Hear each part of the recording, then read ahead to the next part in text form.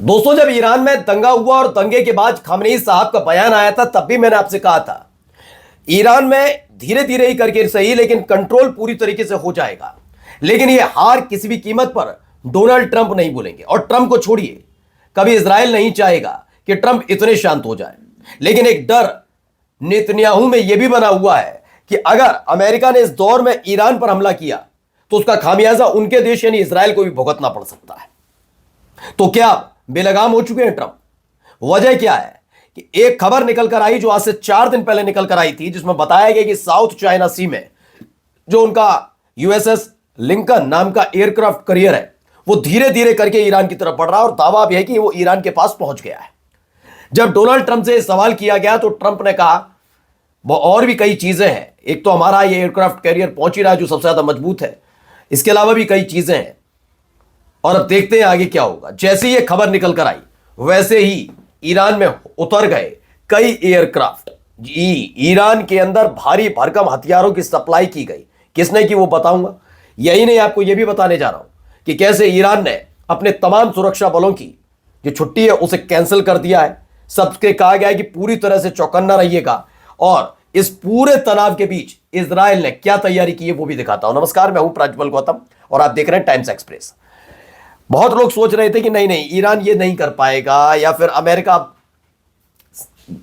खेल करने की कोशिश में नहीं। मैंने तब भी कहा था पर्दे के सामने रहकर करे या पर्दे के पीछे रहकर, अमेरिका मानेगा नहीं। वजह अमेरिका की नहीं है, वजह है कि अमेरिका के राष्ट्रपति पद की कुर्सी पर इस वक्त कौन व्यक्ति बैठा है? ट्रंप। जो लोग ये सोचते हैं कि ट्रंप एक सशक्त नेता है, मैं आज आप ये बता दूं वो खुन्नस खाने वाले नेता है। उस आदमी को इस बात की परवाह नहीं होती कि उसके अपने देश का हाल क्या होगा। वो सिर्फ जो फैसला ले उस पर अमल करने की सोचते हैं। और यही कई बार अमेरिका को झटका दे चुका है। पिछले 1 साल में 2024 में तो इतने झटके लगे हैं कि अब उन्हें शायद ही उनके आसपास के देश के राष्ट्रीय अध्यक्ष भी पसंद करते हो। ये ट्रंप के हालात बन गए। उनके अपने देश में उनको पसंद नहीं करते लोग। खैर, अब सबसे पहले ये जरा वीडियो देखिए। वीडियो निकलकर सामने आई, क्या दावा किया जा रहा है बताऊंगा, पहले देखिए।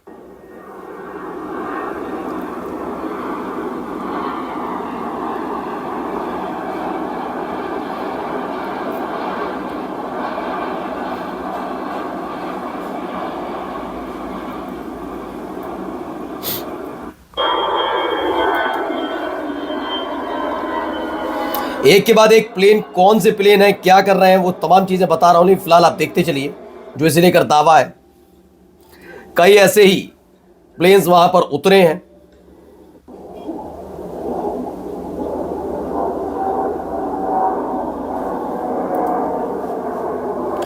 तो दावा यह है कि चीन ने नौसैनिक हथियारों से लदे हुए, नौसैनिक हथियारों से, यह स्पष्ट वर्ड है, पहले मैं समझाऊंगा क्या मतलब है इसका। 16 सैन्य कार्गो विमान ईरान में उतारे हैं। ईरान के साथ चीन और रूस डटकर खड़े हैं। अमेरिका इधर ईरान पर हमला करने के लिए ईरान की ओर वॉरशिप भेज रहा है। ईरान ना अमेरिका के आगे झुकेगा ना पीछे हटेगा, ये दावा किया जा रहा है। लेकिन फिलहाल अभी इस कहानी को समझिए।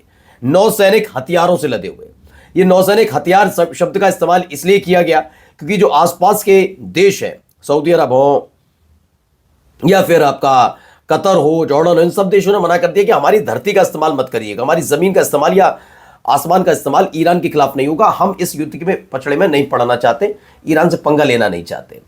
अब इनके पास एक ही तरीका था कि समुद्री क्षेत्र से कुछ किया जाए, क्योंकि अगर ये देश उखड़ गए ज्यादा तो इनके तंबू बंबू दोनों उखड़ जाएंगे। तो उन्होंने डराने के लहजे से मानिए, जिस भी लहजे से मानिए, अमेरिका ने वहां जाकर लाकर खड़ा कर दिया अपना एयरक्राफ्ट कैरियर जिसका नाम है लिंकन। हाँ, मैं खुद भी कहता हूं बहुत ताकतवर है, लेकिन ऐसा नहीं कि किसी एक देश को पूरी तरह से मिटा दे, ऐसा भी नहीं। ईरान पर हमला करने के लिए बहुत बहुत बड़ी चीजों की भी जरूरत है कि एक झटके में लिंकन अगर कुछ करेगा तो वही कर सकता है, ऐसा कुछ नहीं है।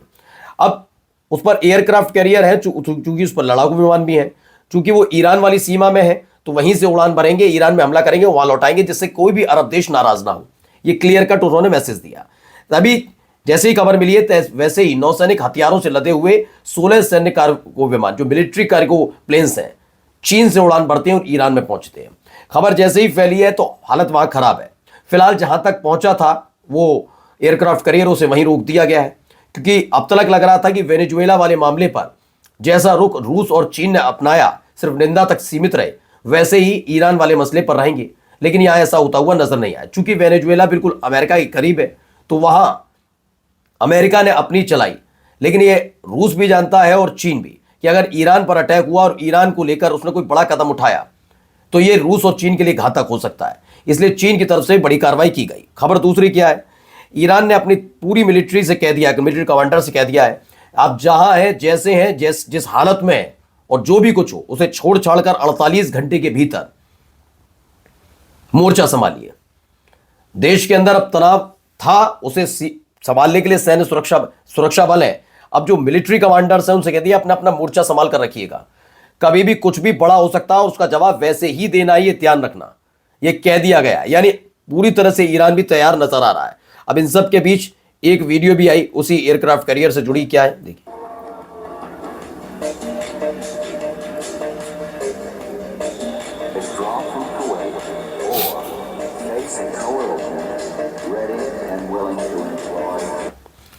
तो एयरक्राफ्ट कैरियर यही वाला है जो फिलहाल अभी पहुंचा है और दावा किया जा रहा है ये एयरक्राफ्ट कैरियर लगातार आगे बढ़ रहा है। और ये कहां तक पहुंचा, देखिए, US Abraham Lincoln now in the Arabian Sea. Okay, the carrier strike group deployment signals और तमाम चीजें वहां पर चल रही हैं, चेक किया जा रहा है। ईरान पर प्रेसिडेंट ट्रंप ने कहा लेट्स सी व्हाट हैपन, क्या होता है मैं नहीं जानता डिटेल, फिलहाल हम लगातार आगे बढ़ रहे हैं।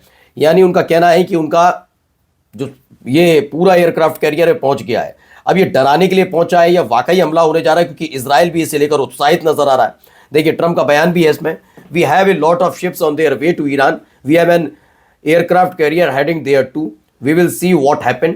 उन्होंने कहा हमारे पास एक एयरक्राफ्ट कैरियर भी है जो बिल्कुल ईरान की तरफ बढ़ रहा है और देखते हैं आगे क्या होता है। बड़े नॉर्मल लहजे में उन्होंने कह दिया है। मैं फिर कह रहा हूं कि ट्रंप पर भरोसा करना बड़ा मुश्किल होता है, क्योंकि इससे पहले खबर यह भी निकल कर आई कि ISIS के जो लड़ाके थे जो सीरिया की जेल में बनते, उन्हें इराक ट्रांसफर किया और अब इराक में उन्हें छोड़ दिया गया है जिससे ईरान को घेरा जा सके। दूसरी तरफ खड़ा हुआ ये इनका एयरक्राफ्ट कैरियर है। तो क्या दो मोर्चों पर ऐसे घेरने की तैयारी चल रही है? दे हैव अराइव्ड, ये कह दिया गया है। The US strike naval forces led by the aircraft carrier USS Abraham Lincoln has reached the Arabian Sea near Iran, मतलब बिल्कुल ईरान के करीब जाकर पहुंच गया है। ये दावा किया जा रहा है कि ये पहुंच चुका है वहां पर। The USS Abraham Lincoln a Nimitz class nuclear super carrier है जिसमें बहुत सारी सुख सुविधाएं हैं। ऐसा है कि वो चलता फिरता समंदर का राजा भी बताया जाता है। जो ताकत है वो मैं आपको इसलिए बता रहा हूं, लेकिन ये बात भी सच है कि चाहे कुछ भी हो जाए, इस हालात में ईरान जैसे देश पर हमला करके बच निकलना बड़ा मुश्किल हो जाएगा। इसमें हस्तक्षेप की जरूरत होगी। अब इसमें देखिए, खबर निकल कर आई, डॉगलस ने लिखा है breaking, Israeli forces also preparing for US attack in Iran. क्योंकि ईरान पर हमले के लिए मना पहले ही इजराइल कर चुका है, लेकिन ट्रंप के बारे में हर कोई जानता है। तो ऐसे में अगर कुछ किया तो उसका हमला कहीं इजराइल पर ना हो जाए, इससे निपटने के लिए तैयारी में लगा हुआ है इजराइल। फिलहाल मिडिल ईस्ट में भी सब कुछ शांत नहीं है। जो गृह युद्ध के हालात पैदा हुए थे उसने मिडिल ईस्ट के समीकरण को बदला है और बड़ा हमला या बड़ा युद्ध कभी भी छिड़ सकता है। नमस्कार।